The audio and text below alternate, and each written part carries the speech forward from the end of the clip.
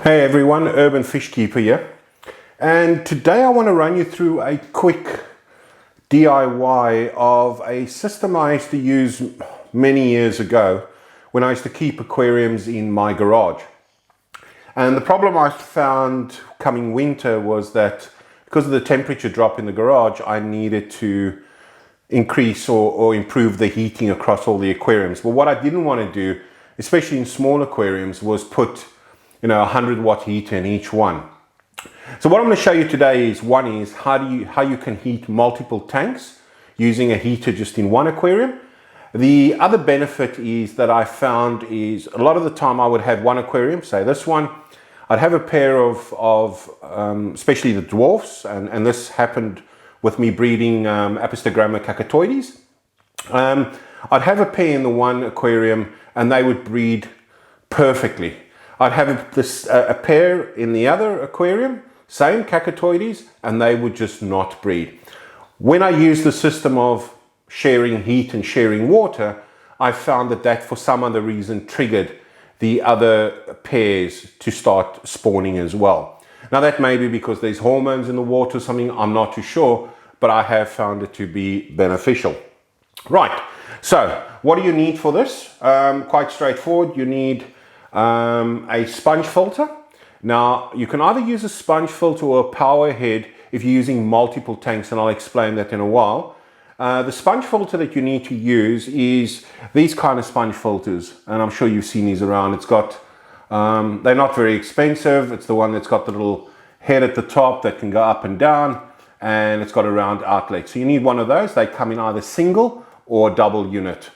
Right, you need a sponge filter.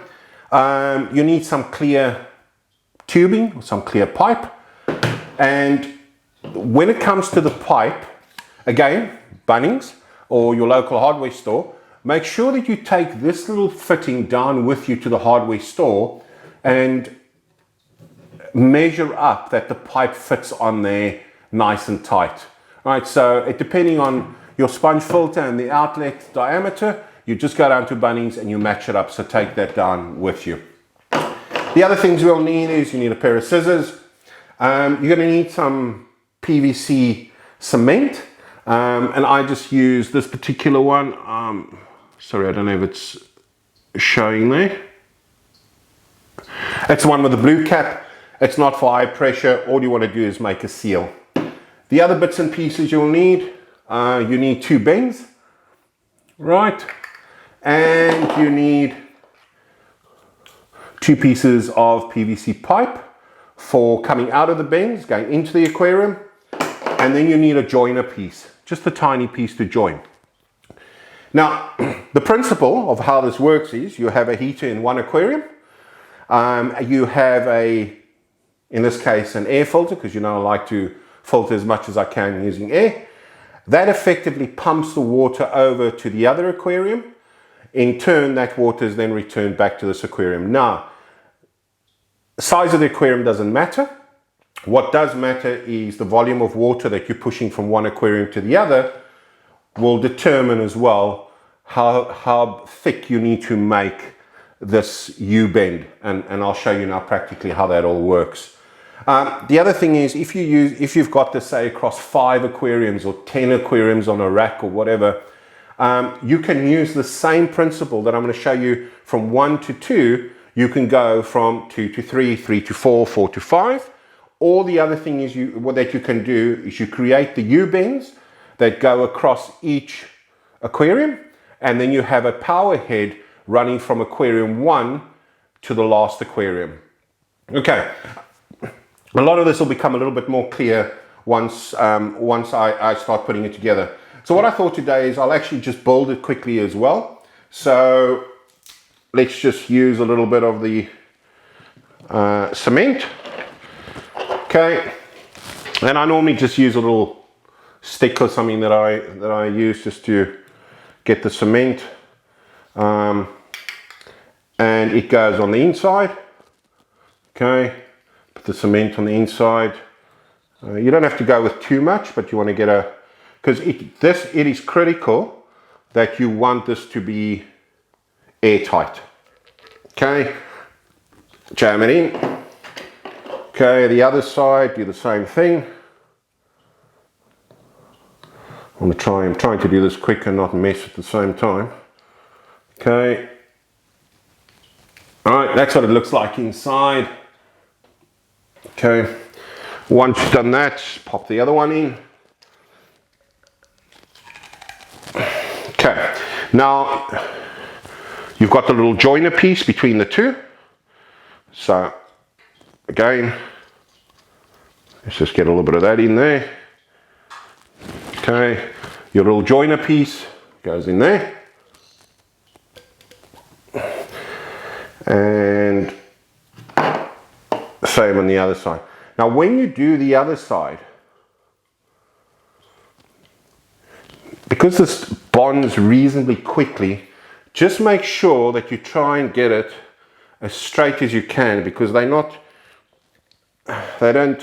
do well with being moved too much afterwards. Okay, and effectively that is what you want. Okay, 3 pieces of PVC pipe, 2 bends, there we go, that's your U-bend. Right, let me just close this. Okay, now, the idea with the U-bend is actually going to go in between like that. And that's where it's going to fit. Now, I like to make these a little bit longer, so this is 100, I've made this piece of section is actually 100 mm in length, the total length.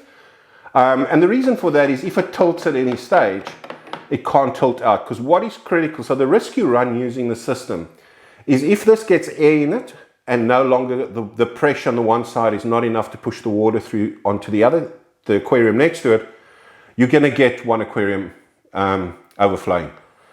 So that is the risk. The other thing is what I do with these as well is, depending on what I'm breeding, I will put a piece of mesh, just a piece of gauze with elastic around both ends to prevent any fish from swimming in there. The other thing is though, as soon as you put gauze on and you've got lots of plants in these aquariums, just make sure that you do regular maintenance, because if any leaves or anything gets stuck over this end, that prevents the water from running back to the other aquarium, again, same problem, it blocks, the one aquarium will just overfill. Right, so that goes there. Now, the challenge with these is, you need to get it full of water, and I should have, ideally you would leave the PVC cement to dry for a few hours and not do what I've done. Now, I'm using 15 mil pipe here. So with 15 mil, I can get my fingers in it and I can put it in between. Right. If you can't do that, what you can do is you can use tiny little containers and just fill up the tiny containers, put the 2 ends under the water in those little containers, lift it up, put it over the aquarium. You can also use, for the thicker pipes, I used to use just little Ziploc bags and fill those with water, put the ends in the Ziploc bags, and then I could lift it and move it around like I need to. Right, so now we've got our U-bend in there. What I would also say is if you're using a cover, just cut out the cover so that the U-bend fits in there and keeps it nice secure. That's the closest you're going to get on these 15 mil U-bends. If you need to go closer, if you put your aquariums close, you can, and therefore that is the reason for the length, so that it can't tip and come out of the water. Now, what do we need to do now? Well, let's go, we'll do it from this side. Let me just take this off for a second.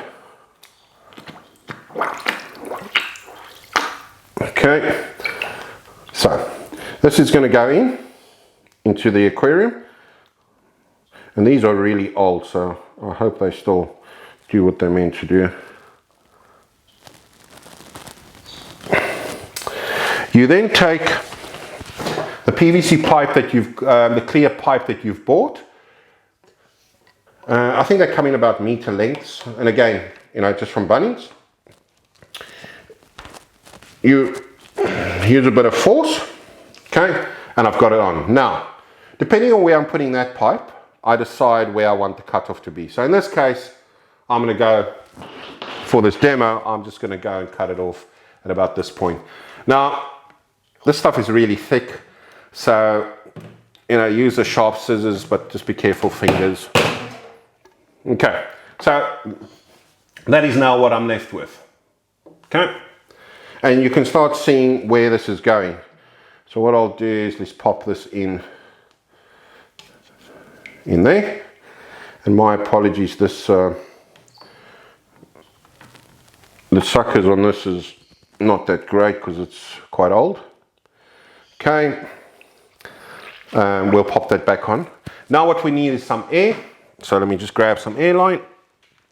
Okay, first of all we need a piece of air line from the filter. Okay, grab a piece of air line from the filter. We need an air supply for the demo. Pop that on there. Okay, and I'll just connect to one of these taps. Right, and this then goes onto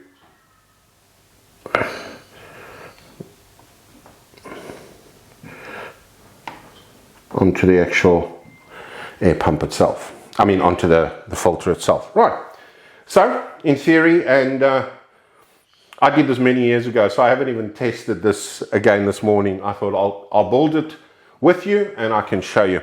There's going to be a bit of noise now because I'm just going to put my air supply back on. So just bear with me. Okay, air supply is back on.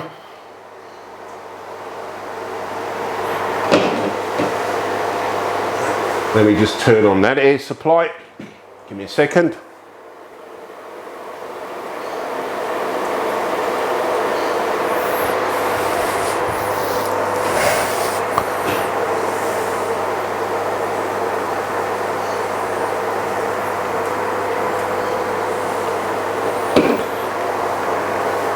Okay, I'll be back in a sec. I just want to check the air supply. All right.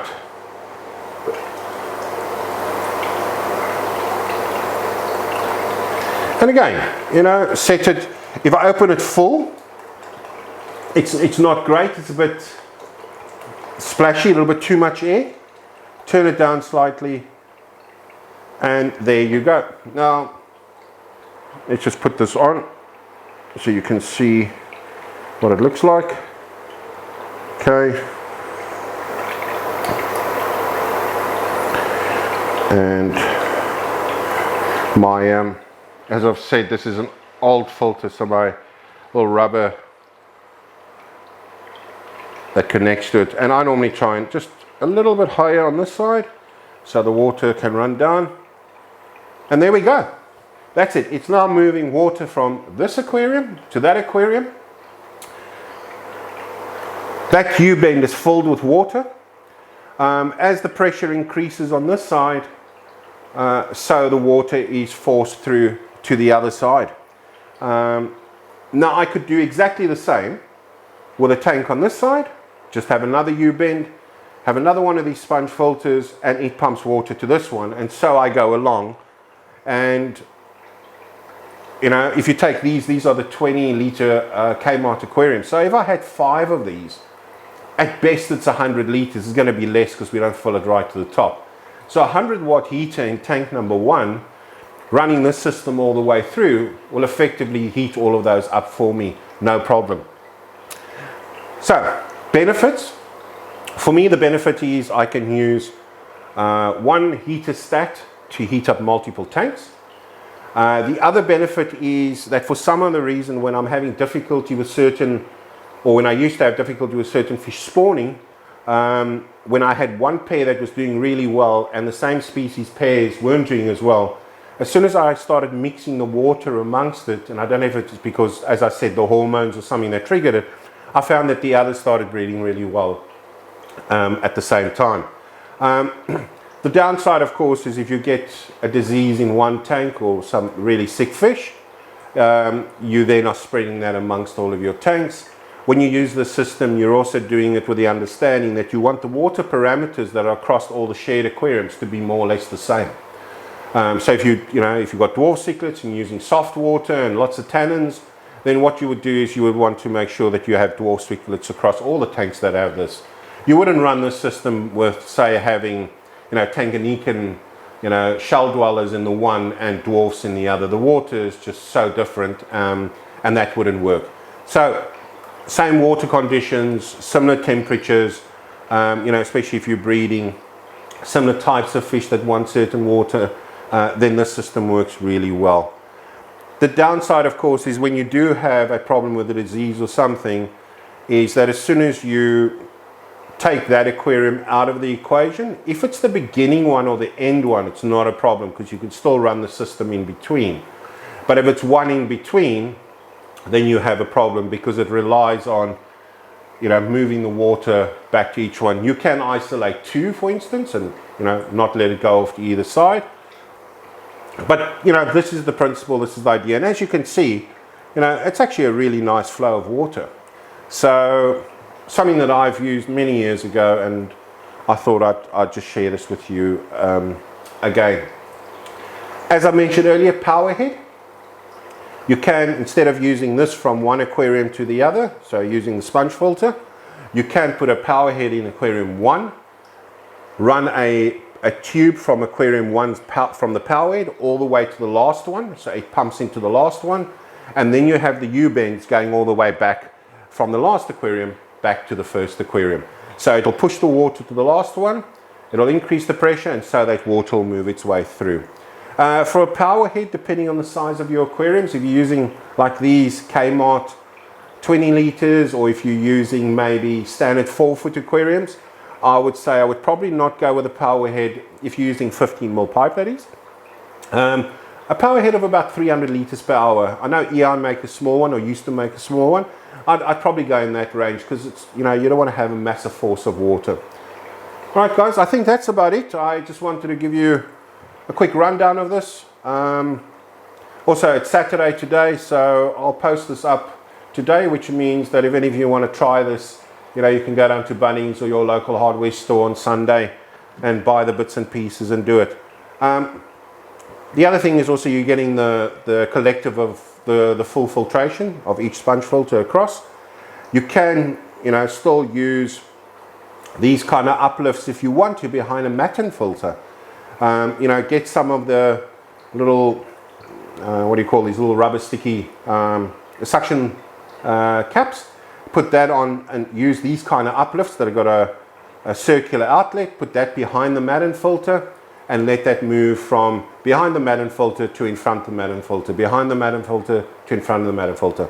Then you're using all that as well from a filtration point of view. So, you know, one way to reduce costs if you only want to use one heater, one way to share water amongst multiple aquariums. So have some fun, go and build something, enjoy, have a good weekend. So from Urban Fish Keeper, thanks a lot, have a good one, chat to you soon.